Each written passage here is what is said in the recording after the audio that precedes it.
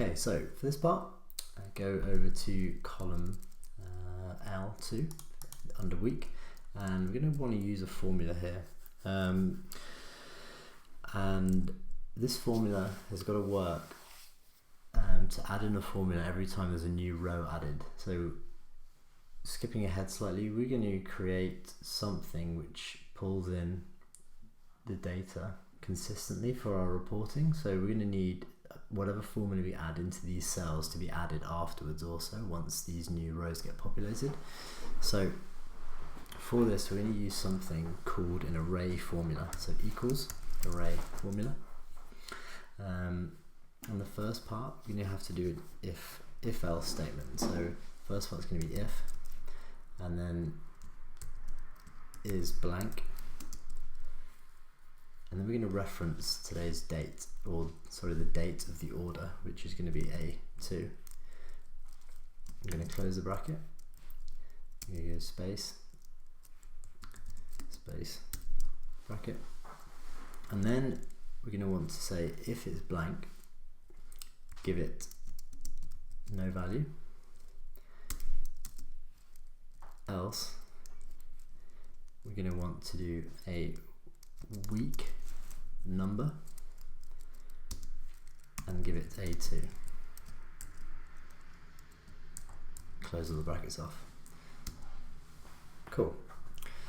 So now what I did there, this is an array formula, so it says that if A2 is blank, which means that there's no order being pulled in for A2, if this is blank, then kind of leave this blank. But if there's something there, pull in what week we're in into this column.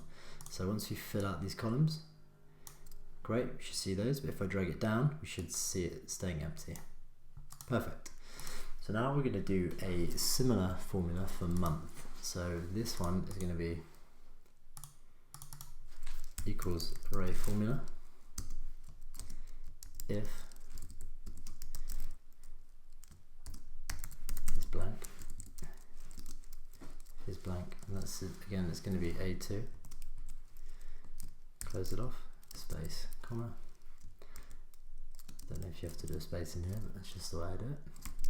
Space, and then we're going to do month, and that's going to be A2.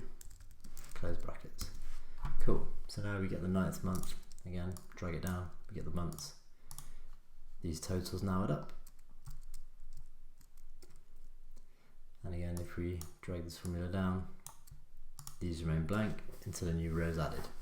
Cool. So you can test this by going 23 10 2019, and it pulls this data in here automatically. If you delete it, it goes away.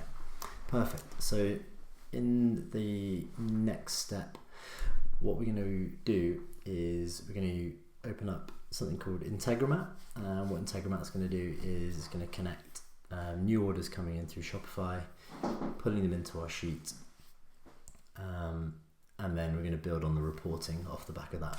So that's it. Ready to move on to the next step.